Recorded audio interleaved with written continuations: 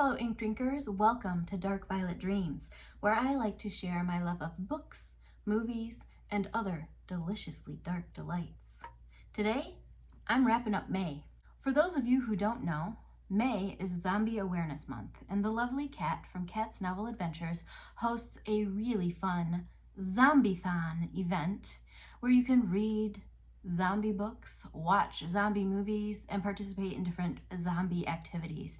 And I dipped my toes in and did a lot more than I expected to, and had a lot of fun with it. Most of my participation came in the form of food, reading sprints, and movies. So I was working on some arcs throughout the month, and it was my birthday month, Mother's Day, you know, the weather's getting better, so it was a very busy month, fulfilling but busy. And so I didn't participate as much as I would have liked to, but I was surprised at how much I did dive into this Zombiethon event. Let's talk about the books I read. So the first book that I finished was If These Bones Could Talk by Michael Tyree. This is a solid 5-star book. It is coming out next month in July, and I am super excited for him. I really hope he has lots of success with this. I will talk more about this book in an upcoming review because I want to shout about this book from the rooftops, and it deserves its own video. The second book that I finished in May was As Good as She Gets by Cooper S. Beckett, and I gave this one 4 stars. This was also a gifted copy in exchange for a review, so you will be hearing about this one as well. It was exciting and a little bit different from my typical reads, so I really enjoyed it. Unfortunately, I did have a DNF in May, but it was mostly because I was running out of month and I just have a lot of arcs and stuff I want to get to, and I don't know, like, I'm not over the zombie thing because I enjoy zombies year round. I just wasn't in the frame of mind to finish this book at this time. It's called Infection Point, and it has an amazing cover. I love the cover. I got about 43% through and just couldn't focus on the story. So I might come back to it next year for Zombiethon. I might come back to it sooner, or I may not come back to it at all. We'll have to see how things go. I don't like to make promises because when I make promises, I'm sure to break them. So we'll see if I get back to that. But it was interesting. It was an incredible idea about kind of how a zombie virus began. So I was very intrigued with that aspect of the story. I had so many other books on my mind from either author friends or just books that I will be sharing with you in a few minutes. My mind was on basically everything but the book, so I thought, you know what, I need to set it down, move on. Such is life. It's no diss to the author, it's just wasn't the right time for me anymore. I also started Ambrosia by Hamlin Bird, and I had to kind of restart it because I put a pause on it for other books that I was reading that I felt were more urgent to get to. I really love Hamlin Bird's writing, so I cannot wait to finish this. You will hear more about this soon. I'm not sure if this is a zombie, but I really thought that that matched the whole zombie vibe, so that's why I began that during Zombiethon. And again, just life was hectic. My brain was firing off in all different directions. So we will finish this, and hopefully I'll have some more to say in June about Ambrosia. I also read 3 children's books that were zombie themed with my kids. I like to bring them into any events that I do or themes that we're going with, and it was a lot of fun. So all 3 of these were free either through Kindle Unlimited or free to purchase for your e-reader. So if you're interested in them, definitely check them out. We have a 3-star, a 4-star, and a 5-star read here. And I didn't put them on my Goodreads. I like to keep the Goodreads list for the things that I've really put a lot lot of time into, but I definitely recommend all three of these if you're interested in zombie stories. The first is called Little Zombies Magic Mishap, and this gave me, remember Salty the Songbook? I don't know, it might be more of a church kid type series, but it reminded me of this book that we still have. Actually, I think my kids still have it, where the mom goes out to get cake ingredients because they don't have everything they need, and she wants to bake a chocolate cake for the kids, and the kids take it upon themselves to bake the cake while she's purchasing these items that they need. They replaced them with different things, butter with peanut butter, things like that, and it was a whole mess. So Little Zombies Magic Mishap kind of gave me those vibes where the kids brought it upon themselves to do something that they shouldn't have been doing without their mother, without the guidance, without further education on the topic. But it was a lot of fun and it was super cute. Zero the Zombie. Zero the Zombie had more comic book vibes. Overall, we gave it 3 stars. I rated these with the kids. So I think Shelby wanted to give Little Zombies Magic Mishap a 6 star, and so we averaged everything out. Zero the Zombie wasn't an absolute favorite, but we did enjoy that as well.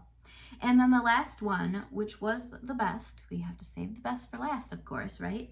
Was I Wish I Was a Zombie, and we gave that 5 stars. It had a really good lesson, loved the illustrations, and it's just a wholesome family zombie-themed book. I watched quite a few movies. It was a lot for me this month because typically I like to sit with the kids and take turns watching different shows and stuff like that with them in the evenings. So right now we basically just have Tubi and Amazon Prime. So we've been watching more movies and it's been a lot of fun. I did not watch all of these with the kids. I watched some of them with my grown kids. I watched some of them on my own, and a few we watched all together. I had such a fun month when it came to movies. The first movie that I watched and finished, because I am a habitual movie quitter. I don't know why I do it, I just do. I get distracted halfway through and sometimes don't come back to a movie. But the first movie I finished was Pride and Prejudice and Zombies. Now, I talked about the book last year, I believe.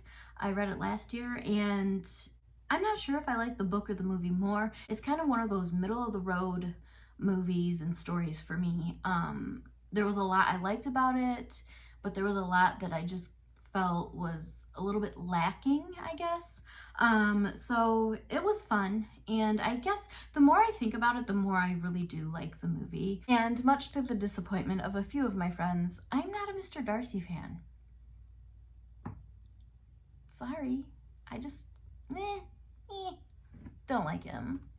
The second movie I watched and ended up finishing on my own, even though it started off as a watch party with the Zombiethon group. I think Amy at Amy Noelle Reads was the one that was leading it for Kat. I started it, I came in late, I was watching while making dinner, and it was just like kind of a chaotic time of the evening for me. So I ended up going back and watching it on my own. And the movie was Fido. I had an absolute blast with this movie. Why did I give it 4 stars? I see here I gave it 4 stars, and I'm trying to think of why. It was just hilarious to me. I love the bright backdrop, and I love the like old school vibes. It's like cheerful and peppy and like, you know, perfect little neighborhood type thing. But there's zombies that are like the gardeners and the milkmen and like housekeepers and things like that. And it's so funny. I really had a good time with that one. I started but did not finish Resident Evil. Now this was a rewatch for me. I was enjoying it. I just had to stop it for whatever reason, and now we don't have Netflix. So I could not finish that. We might have it on DVD, but I didn't want to make an effort to search around and try to figure out how to finish it. So it was a DNF, but not because I didn't like it, just because, you know, Netflix is gone. So I had a bunch of rewatches. I was still feeling nostalgic after Old School April, and of course, during my birthday month, you know, it's all about what I like to watch, what I like to enjoy, I guess. I don't know. I was treating myself to some of my favorites that just so happened to be on Tubi or whatever we had at the moment. The first is Hope Floats. I also watched Big, 10 Things I Hate About You, Labyrinth, The Notebook, The Help, and Donnie Darko. Now, most of these are 5-star movies for me. I don't really know how I want to rate The Help. I really enjoyed it. There was a lot I forgot about it, and I don't know how I'd rate it. But also, in Donnie Darko, I watched the theatrical cut, and I didn't realize that there was the director's cut also available. So I need to go back and watch it, because there is this scene that I swear I remember being in Donnie Darko. And one of my kids, grown kids, remembers it as well, and it wasn't there. And I was like, what the heck? And so I was searching online. I'm like, okay, I'm gonna see if it was just in my brain and my kid's brain, or if I'm thinking of a different movie, and I could not find the answers I needed for this scene. So I will get back to you, because I am going to rewatch it, the director's cut, because it's available on Tubi, and see if that scene was there, because I know it was Jake Gyllenhaal. I could have sworn, and I swear it was Donnie Darko, but that scene was nowhere to be found. And I was left slightly disappointed, because that scene caused me a lot of turmoil when I first watched Donnie Darko, and I wanted to conquer my fears. I've been all about conquering my fears and watching the things that scare me, because I'm a grown stinking woman with 6 kids, some of which who are grown as well, and I'm scared of the dumbest things. Anyway, speaking of being scared, I conquered another one of my fears, and I finally got around to watching The Nun. I was hell-bent on not watching The Nun, because I knew I would be terrified, would lose sleep for weeks, and well, I slept just fine. We'll put it that way. I gave it a 3-star rating. I think my grown kid who watched it with me, I always have to say that because I don't want anyone thinking I'm sharing these things with like my 9 and 6-year-olds. My grown kid and I watched The Nun, and it was kind of a letdown. I thought I was going to be a lot more scared than I was. Didn't see the particular nun that we all think of when we think of The Nun. Didn't see her enough. It was good, it just wasn't all that scary.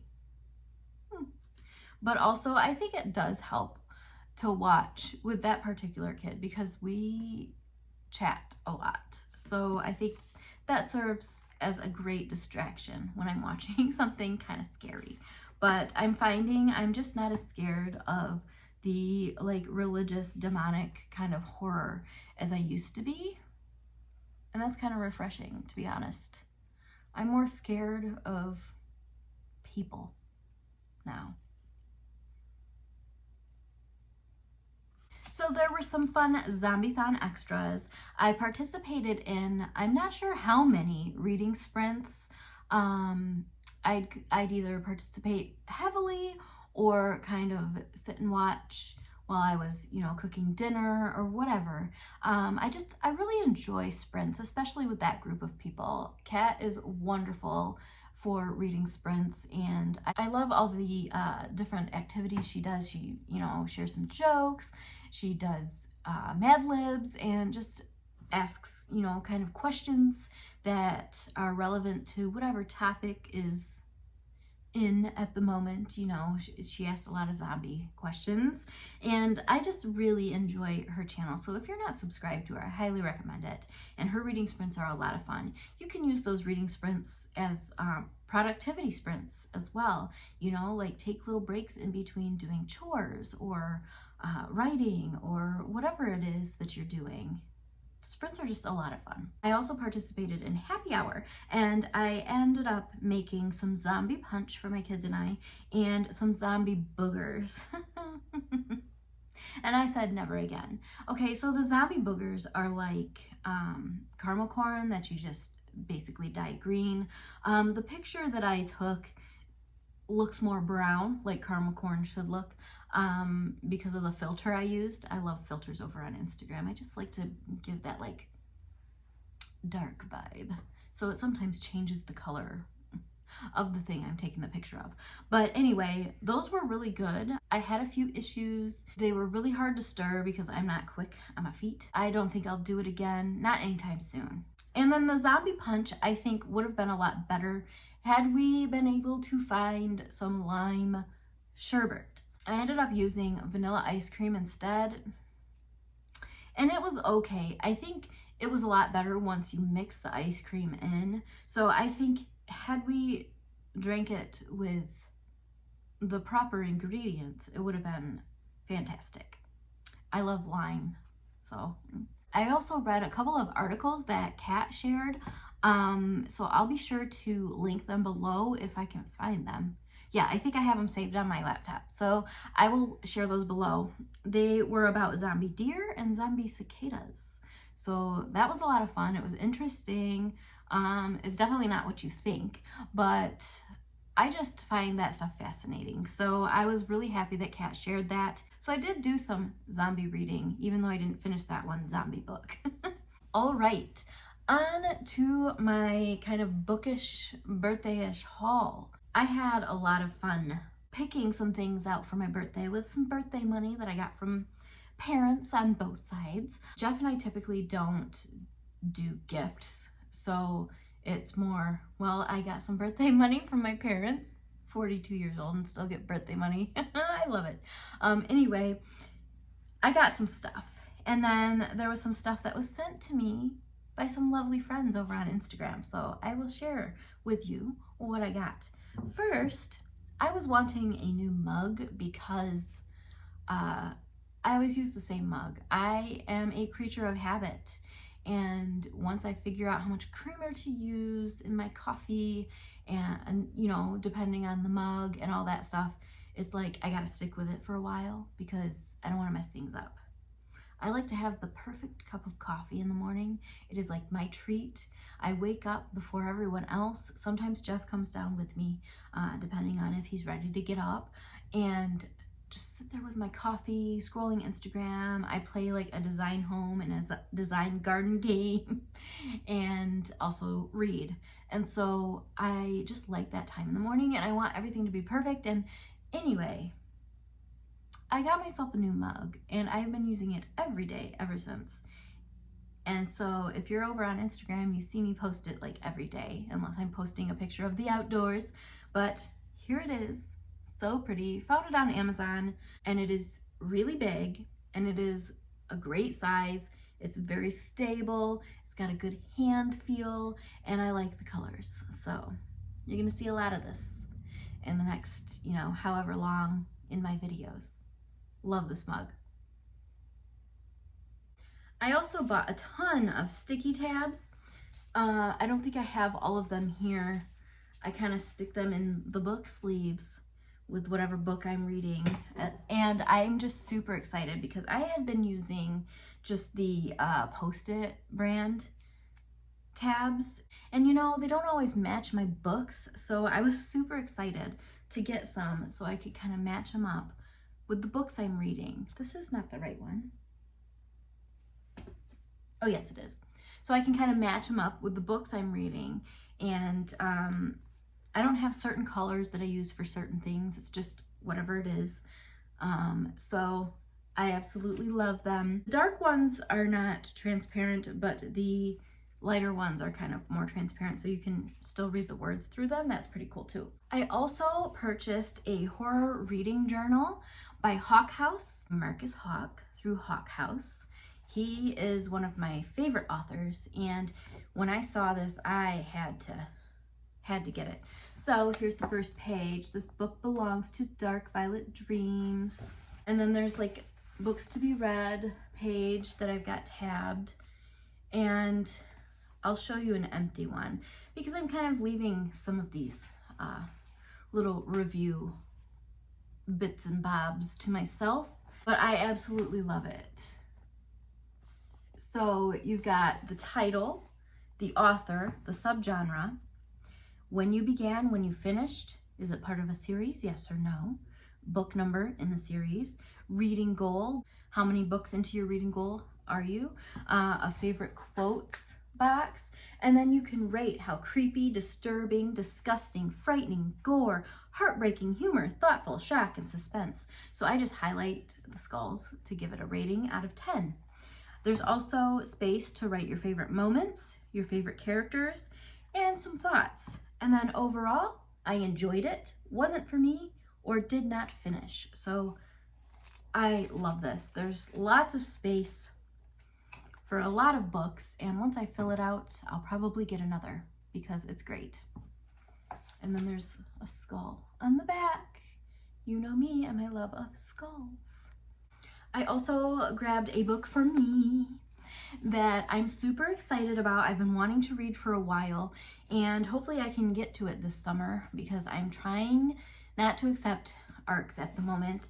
I feel like I just push the things on my shelves aside for ARCs, and I just really want to get to some of these books. But Libby Hawker, who also goes by Olivia Hawker and Libby Grant, is one of my favorite authors. She wrote one of my all-time favorite books called Tidewater. And so when I heard about this book, I was super stoked about it, and I finally bit the bullet and bought it because buying books is a huge decision for me as a mom of many on a tight budget. I've got to put a lot of thought into it.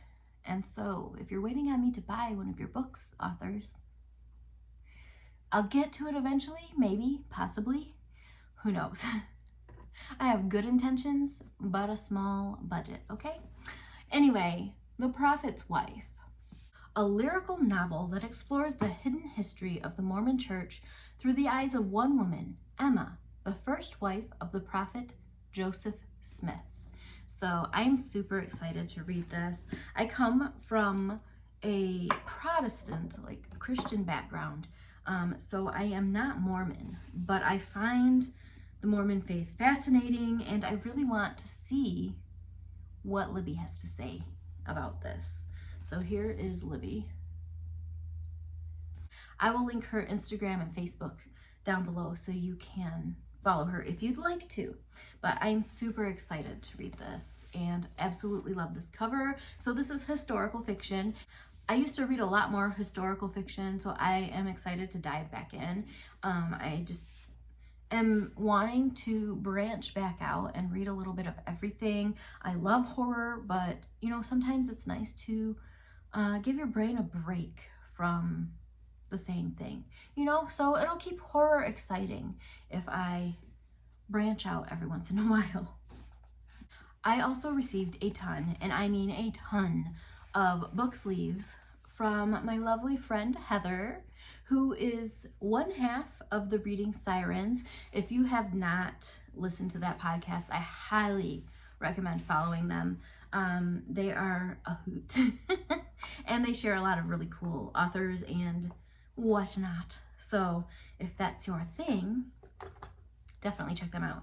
She also sent me this adorable tote that I have been using every day. I carry all the books that I'm currently reading, my Kindle, I carry a pair of glasses, my chapstick, I usually stick my phone and earbuds in there, and so when I go downstairs in the morning, I take it with me. When I come up at night, I take it with me. If I come up in here during the day, guess what's with me? Yes, the tote bag. So thank you so much. It's come in handy because usually I am juggling 30 different things and it's just a big mess, and I usually drop things, and you know, I don't want to end up breaking my Kindle, so Heather saved the day. Thank you, Heather.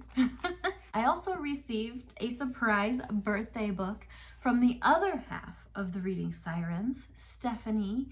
Oh my gosh, they're both so sweet, and I absolutely adore her. So this is Solita. This was on my Amazon wish list, and I was shocked that I received it because, you know, I don't share it. It's just linked secretly. And so it was a lot of fun to receive this. The book arrived and I was like, I swear I didn't get any more books, Jeff. I didn't do it. No, Stephanie did. So super excited about this. Love this cover, and I have not read anything by Vivian Rain, and I think it's more of a dark romance, if I remember right. Faith or fear, pick your poison. Passing through the motions of a life soaked through with the stench of death. Sadie Starling Passiona? I'm horrible with names, I'm sorry. Has never strayed from the safety of her home. Her only solace, the Hacienda Espinosa. Did I say that right? But when she unearths a dark secret planted deep beneath the floorboards of her family's centuries-old estate, she finally sees a means to alleviate the loss and grief that plague her every waking moment. But there's a toll to be paid. Faith is all she's told she needs as the Hacienda's bloody history threatens to pull her into the grave. Yet who does she believe in when faith and fear become one and the same? Ooh, so exciting. So I need to add that and The Prophet's Wife to my TBR star jar maybe, or maybe I can just pick them up because I feel like it. See, I am living in the moment this summer and maybe beyond because I'm burnt out. And so I want to read whatever calls to me. I am naturally a mood reader. And I wonder how many of us are. Are you more of a, okay, before Bookstagram and BookTok and BookTube became like this big thing, before it was in your life, did you plan out your reads? Did you set like a TBR? Did you make lists of the books you wanted to read next? Or did you just kind of fly by the seat of your pants and grab whatever called to you? I grabbed whatever called to me. Or whatever Jeff would grab at the library. He would find things for me, like if he was there with the kids, and bring it home, or I'd give him a list of books I was interested in. So I guess I did kind of make lists as well. But there were books I was interested in. I mean, I guess they're all books I'm interested in. But you know what I mean. It was more of a live in the moment kind of reading lifestyle. And now it's like a full-on pressure kind of situation. And I don't want to do that to myself. I love all these amazing readathons and whatnot, but also I have to watch myself. So I'm glad I gave myself grace with Zombiethon. I'm glad that I gave myself grace to a certain degree with Old School April. I'm just reading a lot less this year, and that's because there's so much going on in life, and there was before as well, but I wasn't giving myself grace. I was like, nope, gotta read, gotta focus, gotta read, gotta read, gotta read. And it just got out of hand. I am not a fast reader, so putting that much pressure on myself to read so many books was a lot. And so I am just focusing on reading when I feel like it, watching movies when I feel like it, and making these hobbies a fun experience rather than this high pressure, gotta do it now, gotta talk about it type thing. You know what I'm saying? So I love talking about the books I'm reading. I love talking about the movies that I've watched. But it became like this, oh my gosh, I've got to find the time, I've got to make the time to make these videos, to get them out, and to do it every so often because, oh my gosh, no one's going to see them if I don't make the algorithm happy kind of thing. I'm going off on a tangent, I know. But my focus is going to be on just living in the stinking moment. I have to schedule everything else out. You know, I'm a homeschool mom. We've got to get certain things done during the day. They're have-tos, you know? And I don't want my hobbies to become have-tos. So you're not going to get regularly scheduled programming from this channel. You're going to get what you get when you get it. Because I'm embracing my laid back side. Anyway, so that was my haul. Those were the books I read, the movies I watched. If you're interested in music I'm listening to, you can go ahead and follow me on Instagram because I post a lot of music in my stories especially. But I had a lot of fun in May, and I'm reading some good things in June. I just finished an excellent novella by my good friend H.D. Scarberry. I'm not sure when that's coming out, and I'm reading a little sampling of a fantasy book, which is really cool, and of course Ambrosia, and then I've got a couple other arcs that I'm trying to get to, and then I'm a free bird. I'm doing whatever I want. Summer break is in a couple of weeks for the kids and I. We took all of December off because we're homeschoolers and we do what we want. But I like to be consistent in getting 180 days a year. So we're going a couple extra weeks into the summer, which is kind of a bummer, but we chose to take that time off in December. I remind the kids that. When I'm free, I will read whatever the heck I want. I will play outside. I will do whatever I want and not put any pressure on myself. Summer break is going to truly be a break and is going to be about family time, seeking out fun experiences on a budget, and just really pursuing those things that pique my interest rather than trying to please everyone. Not that the arcs and all that aren't amazing, because they are. But once you put that pressure on yourself to read them and get those reviews out, I'm very behind on reviews because the pressure broke me, just to be honest. And there's a lot going on anyway. So once you put that pressure on, it becomes more of a chore. And I don't want to feel that way about the books I'm reading, especially the indie books I'm reading. I want to enjoy them, and I want to enjoy them in my own time. So that's what's happening. Please let me know what you've been reading, and I will be back soon with some book reviews because I really do want to talk about those books. I just, like I said, put too much pressure on myself and also have been dealing with so much in my personal life. So, yay! Anyway, good and bad, mostly good. I hope you guys have an amazing day or night. Thank you so much for stopping by. It means the world to me. I hope you come back soon, and I'll see you in the comments. Cheers.